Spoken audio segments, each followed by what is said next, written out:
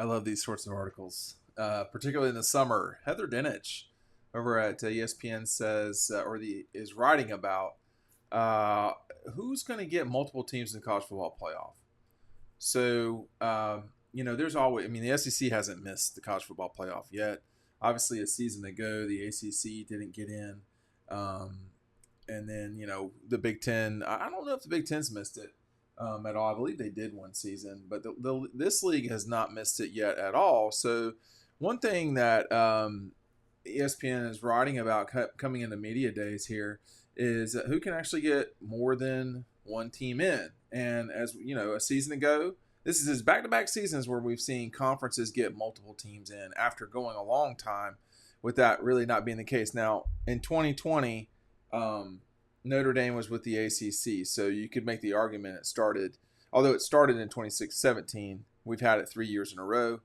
And that's factually correct, but I don't know that I'm ready to those don't really feel like the same thing because Notre Dame really is. I mean, they're not in the ACC. They were that season, but anyway. So who could get in from the SEC? Now, listen, FPI, which ESPN has sort of come up with, is a total joke. It's not a real thing. So I will reference this, but it's just like a third grader throwing spaghetti on the wall. It means nothing.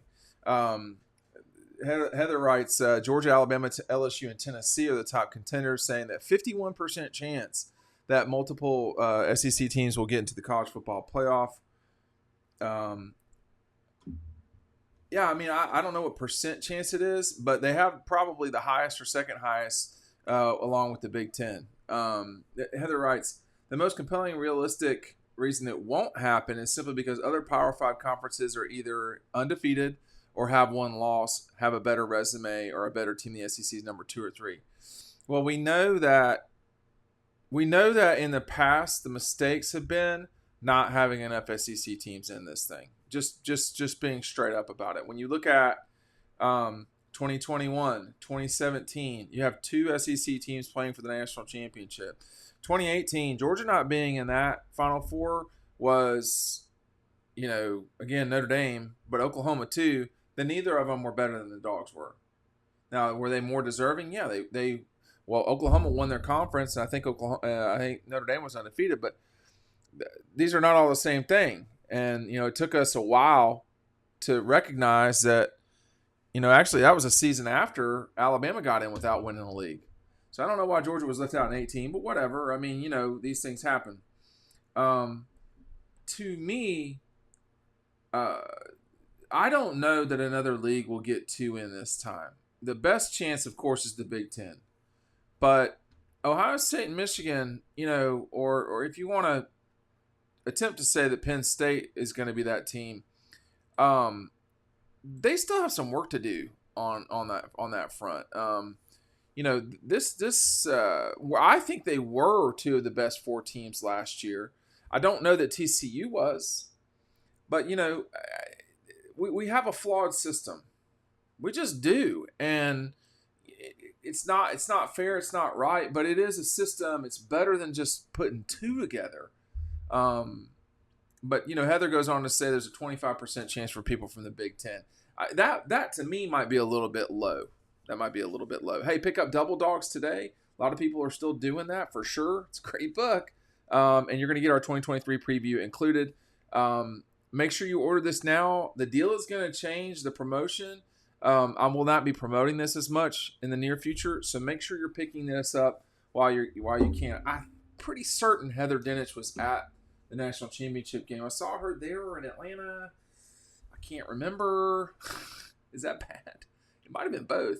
ACC, FPI says 1%. Again, FPI is a total joke. I mean, it just does not mean anything. I do not see the ACC getting 2 teams in. I'm not sure I see them getting 1 team in. Pac-12, less than a percent chance. So the same situation as the ACC. That is really hard to believe that the Pac-12 would get 2 teams in. That would mean 1 undefeated, as well as whoever the conference champion would be coming out of that. You'd need at least 1 undefeated going into the thing, and I don't know. Big 12 getting 2 in. lower than 1%. But again, FPI is not a real thing. This is just like some made up, thing. Bill Conley's statistical stuff is believable. I mean, you can punch holes in it, but FPI makes no sense to me anyway, as it relates to any of this stuff. I mean, the number one way to look at this is not a statistical thing that you've sold a sponsorship for. I mean, listen, ESPN does a lot of great things and all that stuff, but again, FPI doesn't make sense. It's a joke. You have a relationship with Caesars, I think it is one of the big gambling companies. Just use their percentages. Don't do this. But they've sold it to Allstate. I get it. I think the SEC has a pretty good shot. Georgia will probably get to Atlanta undefeated. They won't certainly get there. And if you look at last season, Tennessee was in position to get back to the playoff. I mean, that would have knocked Ohio State was the one that was really in trouble. When you look backwards at these things, it's easy to forget how sort of jumpy those days were. I mean, Ohio State was not going to get into the playoff if USC won the Pac-12. They just weren't. That wasn't going to happen. Now, they were the better team, but they weren't going to get in because we don't know how to do this quite right, and we keep changing the rules. So that notwithstanding, I will like it when it goes to 12 more. We'll have fewer conversations about this. But to suggest that over half, there's a better than a half percent, there's better than 50% chance that the SEC gets two teams in, speaks to the power now of Georgia, because Alabama's always sort of had this power. It speaks to the power of Georgia, and that the two power teams are not in the same division as well. Alabama, Georgia, and opposites. Obviously, LSU and Georgia and opposites. LSU can't lose some of these games that they lost a season ago. The Texas A&M loss was inexcusable.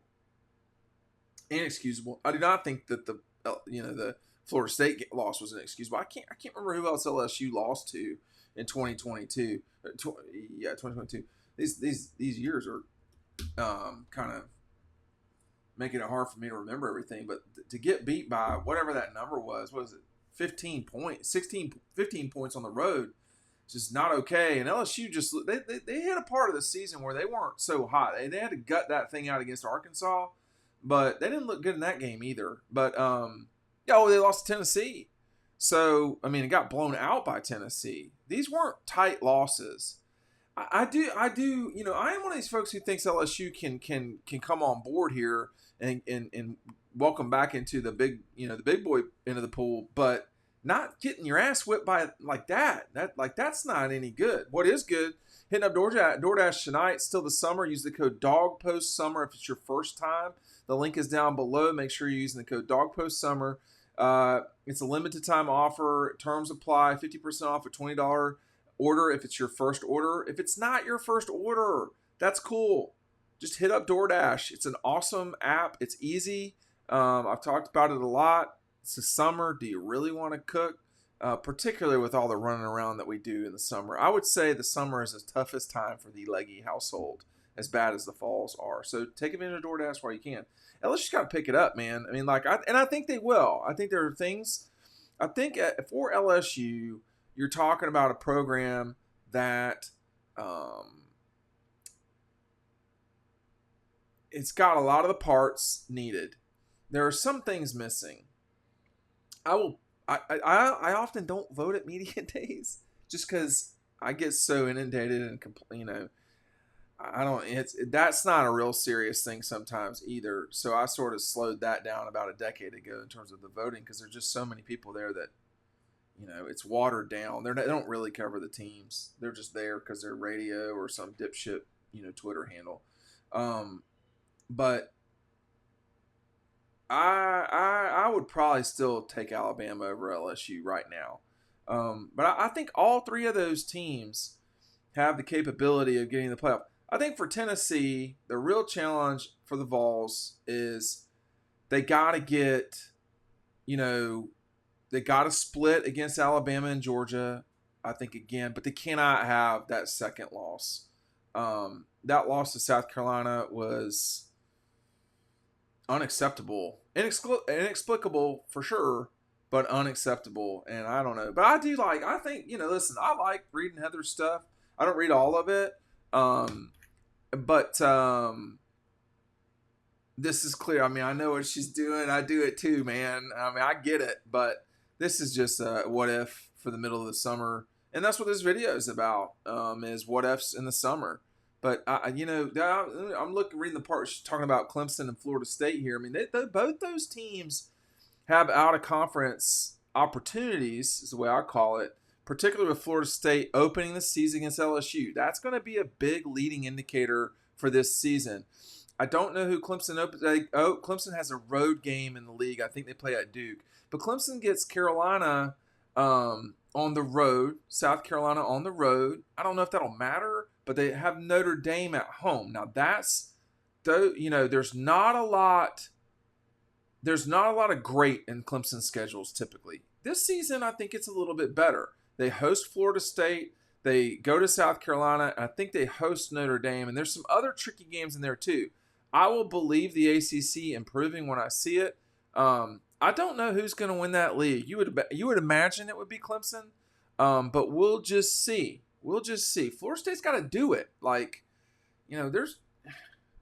They've got a lot of momentum too. But beating LSU and not winning your league, they're still kind of growing the same way LSU is. But LSU grew a little bit more, and then they. For lack of a better term, then they went to bed at the end of the season with a bad loss to Texas A&M. You cannot have those kind of losses and really expect to be in the playoff. Anyway, Heather Dinich from ESPN.